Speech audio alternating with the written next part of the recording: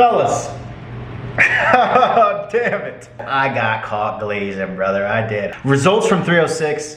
Merab Dvalishvili. Big win over Sean Omalley. I want to kind of go top to bottom with you, but I also just want to talk about the Sphere. What an experience. I think the night overall, had there been more competitive fights in the co-main and the main event, it would have helped a little bit, but fantastic. When they were dropping the flowers, it really was a very unique experience. I hope they do it again because that was so much fun. That being said, I got caught glazing, brother. I did. And I told you I'm biased. I warned you off the front that I am Sean biased. One thing I regret is I didn't give Merab any sort of credit on the come up. I got stuck on, I'll be honest, I got stuck on one stat, his ground strikes versus Petr Yan and Henry Cejudo. I got stuck on that stat. I just ran with that stat. I was like, this is nailing the coffin for Merab. He is fucked. But that was me glazing Sean Omalley. 45 ground strikes.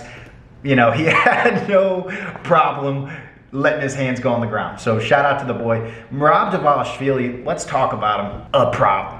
I want to look at his past couple fights here and just give him the props that he's due, because he is due, and then we'll talk about Sean Omalley and what's next for him. Merab Dvalishvili, now 18-4 with an absolute lineup of killers behind him. Sean Omalley, unanimous decision. Henry Cejudo, unanimous decision. Petr Yan, unanimous decision. Jose Aldo, unanimous decision. Former champ, former double champ, former champ. You like to see him get some more finishes across the way, but his pressure, his wrestling pressure, it really kind of had Sean stuck in the mud. You know, you assume the Umar fight is next. He's calling for Deiveson Figueiredo. I'm happy with either of them. I think the UFC is going to go Umar. It seems like the way that that's getting set up. I mean, Umar was in the building. Joe brought it up in the interview. Merab not only didn't answer it there, but in the post-fight press conference was kind of dismissive of him. He's okay, but I'm telling you guys, from top 15, he only win one fight.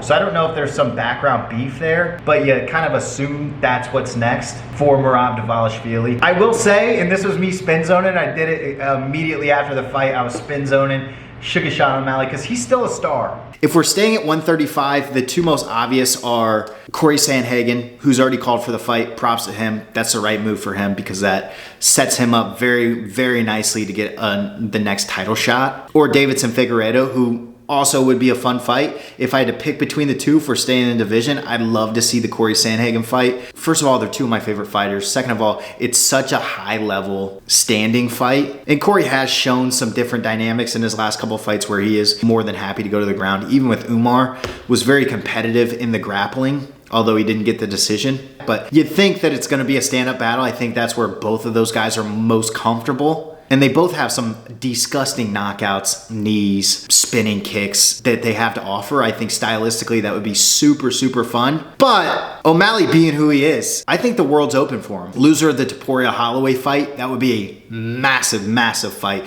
The only thing that kind of throws a wrench into that is the fact that Diego Lopez just made that big jump. He's now sitting, definitely going to be top 5, could just take Brian Ortega's 3. But when you got O'Malley, you got the star value. Obviously, the UFC has put a lot of stock into him. I'm sure this is not the result that they wanted, but it does open the doors a little bit to play that matchmaker, which is really fun for O'Malley, who was looking at a gauntlet of wrestlers. Now you can let him shine with fun striking matches. Does he beat Topuria? Does he beat Holloway? Who knows? Who fucking knows?